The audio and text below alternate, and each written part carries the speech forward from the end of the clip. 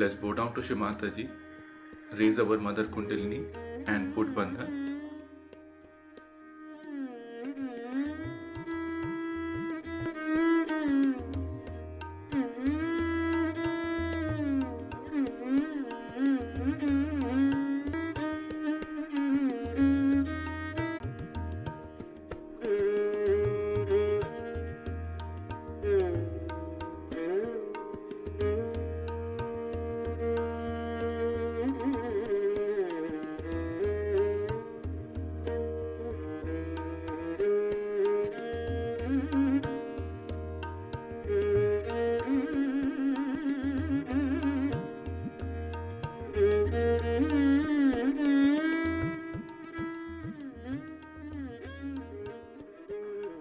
श्री गणेश मंत्र।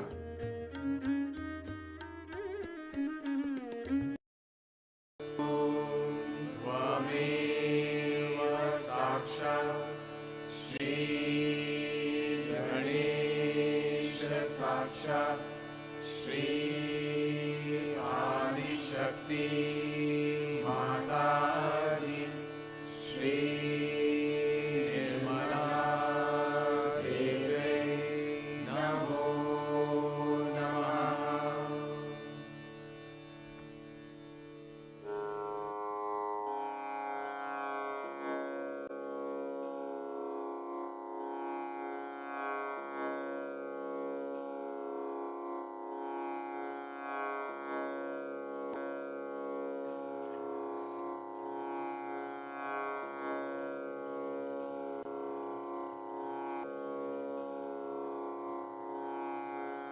Let us keep our both hands on the Mother Earth, attention on Muladhara.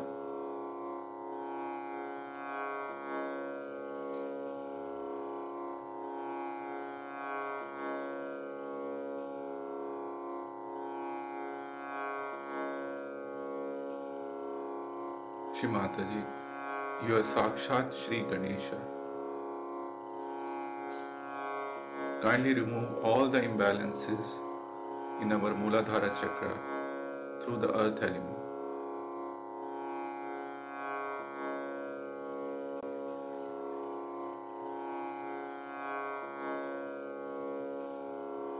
Kindly bring us into complete balance.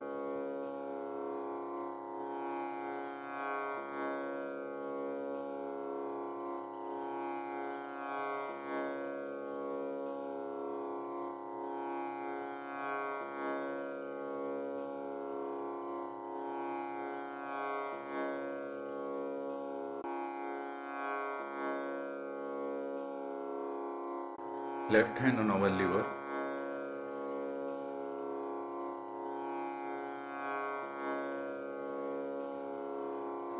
Shri Mataji, you are the doer, you are the enjoyer.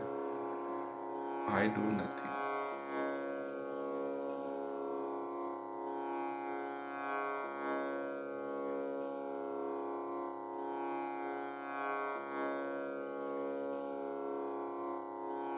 Kindly come into our attention.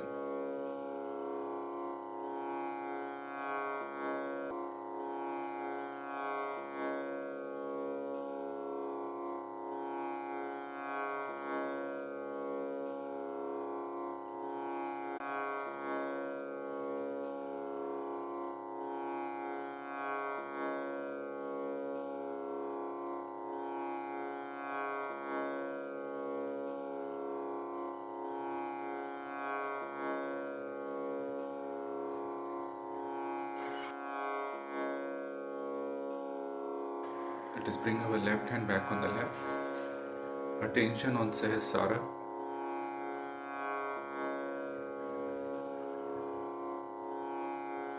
Shri Mataji, kindly give us the thoughtless awareness state.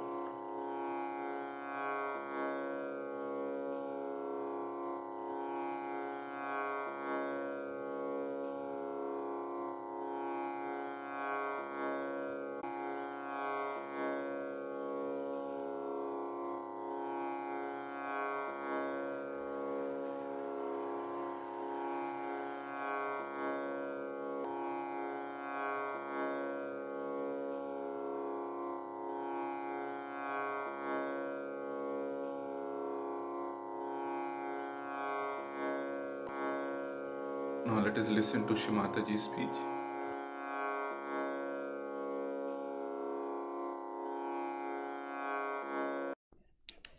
It's not very easy to explain Sahaja Yoga to anyone rationally, as you must have also faced the same difficulty. Not only that we are facing this difficulty, but has been faced in Christ, Blake, all of them. I've been reading Blake these days, and Don wrote to me that he's writing some sort of a thesis on Blake, friends of sinners, friends who are friends of sinners. But they could not communicate to human beings in that way as we could communicate and give realization. We can make them feel the vibration. See, this is an advantage we have. And today the time has come definitely to us that what Blake has desired and asked for or pictured or visualized, we can prove it. Now, when we explain Sahaja Yoga to someone, we have to talk relatively in the beginning because they haven't found their absolute. It can be quite difficult and frustrating in the beginning to talk about something that is such a living process of our evolution. We cannot explain how we evolved into a human being. And to explain how we are going to a newer dimension is also a difficult thing. How it is going to happen, how we are going to sprout, what's going to happen is unbelievably fantastic. And we can't believe that we could achieve that. People just don't want to believe that you can achieve it in this lifetime. They live in the future. As I told you last time, we are futuristic people. We always think of the future. The dangers of futures also I told you what happens to people mentally and emotionally. But spiritually, it happens in such a way that you think that in this lifetime you cannot get your realization. You are quite convinced about it that we'll get it in the future because you live in the future. So you can't accept the present in which you can get your realization. This is one of the biggest problems of Sahaja Yoga, that today we are facing the futuristic society which always lives in the future. So to explain to them at this time, at this special moment, you can get your realization. This time is meant for that. In the past, this was the future. And this future has been predicted by so many. So that future has come now, and one has to face it as a present. Every future has to be present sometime. Not imaginary, but the real future that has to face you, which was seen by seers and predicted, has to be materialized. Once you understand this point, then one can explain Sahaja Yoga that this is the time one has to expect their realization.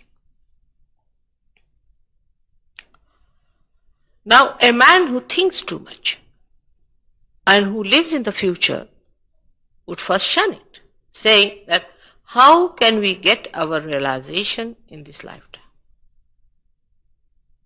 One may say like that. Then the same person may accept, all right, if you convince that you can get your realization, so why don't you come here, downstairs? Who is there? Good idea.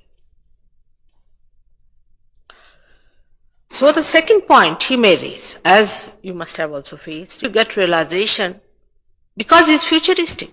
You see, things is imaginary, isn't it? It's not reality. Reality is what it is. Supposing you want to think about this hall, and you imagine this hall will be like this, like that, and this will happen. It does. What you see, what you feel is the reality. But the people who live in futuristic ways are never realistic because they are imagining things. So the second point that they stumble upon is their own conception about God and realization. That's not reality. Reality is what it is. It cannot be changed. It cannot compromise. It is what it is. Now first, for such a people, or they are pastistic, you can say, the people who live in the past, all of them must resolve one thing very clearly. Are you a seeker? Be not rational, not imaginary, but real. If so, we should be prepared to face the truth as it is. Like that as it is, whatever is the truth, you will face it. Then the task is better. You prepare the person for realization in a better way. The second type of people are such, those who have lived in the materialistic world, in the gross life. We live in the gross life. Every money, how we can do this all, how we can take it on higher, how we work it out, all these are. So if somebody says that you cannot get God by paying money for it, God doesn't understand money. Not at all. You have made money. God doesn't understand. Whether you pay him or not, he will make the place rain, or he can give you fertile land, he'll give you fruits, he'll give you all the bounties and all the beauties of life. Whether you do anything for him or not, he's a giver, he'll go on giving. He doesn't know money. He will do it for the rich, he'll do it for the poor, he'll do it for everyone. But we think of money. Naturally, it goes easier into your mind if there is somebody who says you can pay £2 for coming in. That sounds better, because it must be worth something at least. You see, because we live in relative world of money, Actually, money has nothing to do with God's kingdom. There is no money in His kingdom. And you can understand rationally that how can there be? How much did Christ charge for His sermons? We have so many great people in this country who did not charge anything of what they gave, who were real people. And the reality is always proved in the human beings when it is done free. That's the reality. Doubt are the things which are not real. So when you come in the hall, you see a big hall and all that, and a money-minded, that how is it without money these people are doing? How can they do it? Now, the thing is, you should be discreet about the whole truth and then understand it, that you are not paying for God's love. You are paying for this all. That you are paying, that's your business, not mine. You are not paying me for that. It's your business. If you want to have a bigger hall, you can pay for it, all of you put together, and can take a place, whatever you like. If you want, you can go to Hyde Park and have a free lecture there. Whichever way you say, I'm willing to do that. You cannot pay for it, but you can pay for the hall because this is material, this is gross, and you have to do it. So one should understand that you are not to pay for this. You are not to pay for what I say to you or for my lectures or anything. Or for your realization, not at all, not a single pie for that. You cannot pay for it. It's so invaluable. That's the only thing that's so invaluable, that one thing you cannot bring it to the level of this gross existence that we have. It is absolutely overflowing. It absolutely freely coming to you. So you cannot pay for it. It's love. And love you cannot purchase. Now, who are not futuristic are the people who believe in the past. Now they have faced another type of problem. They come here, they will think, oh mother, we are such sinners, we've done this sin. I mean, all the past that they have. But love never sees any faults of a person. That's the sign of love. If you love someone, then you just love that person for love's sake. You don't do it because he's such and such. There are 10 people running around. They are running around him for money. Of course, he doesn't give you anything. But you want to be seen with him so that people also think you are rich or whatever it is. Human beings have all kinds of funny ideas of living in imaginary world. But such imaginary world exists. So when such people who live in the past, they come in, they think, oh God, I have done this, and how will I face mother, or how will I face reality? I am such a sinner. There is that. Now when you say you are the friends of sinners, the first conception only, I don't want to agree that you are sinners. I mean, once you come sinner, I think to my eyes nobody is a sinner. So-called sin, all right. It is because of your ignorance. So I would say the ignorant. The ignorant. They are the ignorant people. If you have no lights, and it's raining, and it's bombarding, and if you jump into a well, it's not a sin, is it? Maybe deliberately you have jumped into a well. Some people do. You see, some people are like this. Come, oh bull, and hit me. There are people like that. That's true. That sort of people are also there. But mostly, it is a mistake which is committed out of ignorance. You did not know that it was wrong. Today I was reading some chapters of Bible, and I found that the punishment, Shariat as they have for these Islamic laws, just like that. See, a man who takes another man's wife should be killed. We had to be like that. Otherwise, we would never have listened to that. I mean, we could not listen to anything without fear.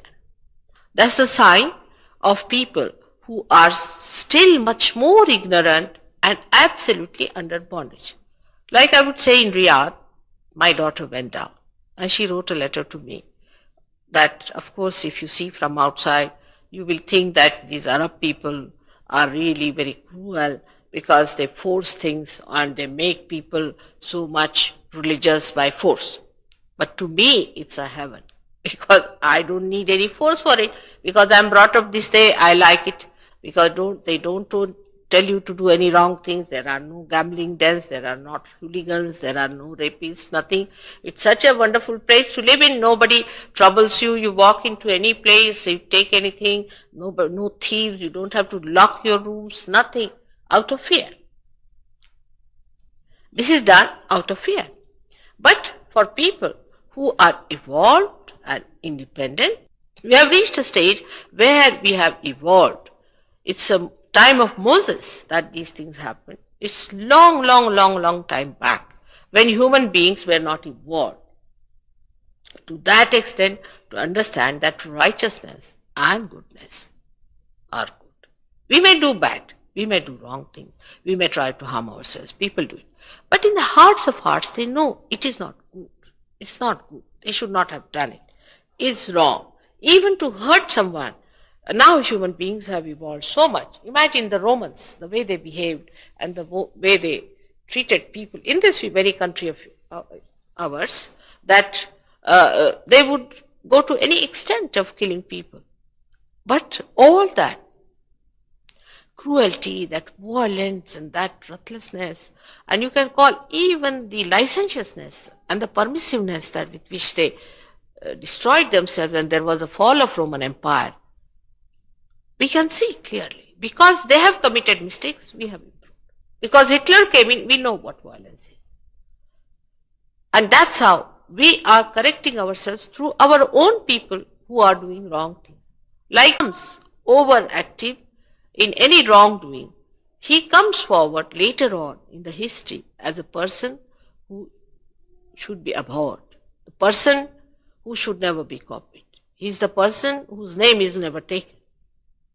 That's how we went on learning. And today we are at a stage where we are free to choose whether the hell or the heaven. So when you reach that stage, then one should not think of sinning. That's over now.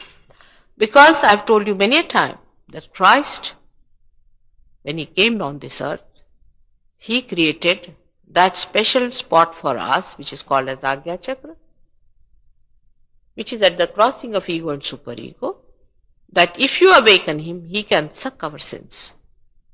So before his coming, there was no such arrangement. He has been predicted in our Indian Puranas and was called as Mahavishnu. Of course, they cannot connect him with Mahavishnu because those people who went to India and talked about Christ, horrible people. I mean, I must say that the way Blake describes the priests, you see, it's so surprising. He says, woe of a child. The priest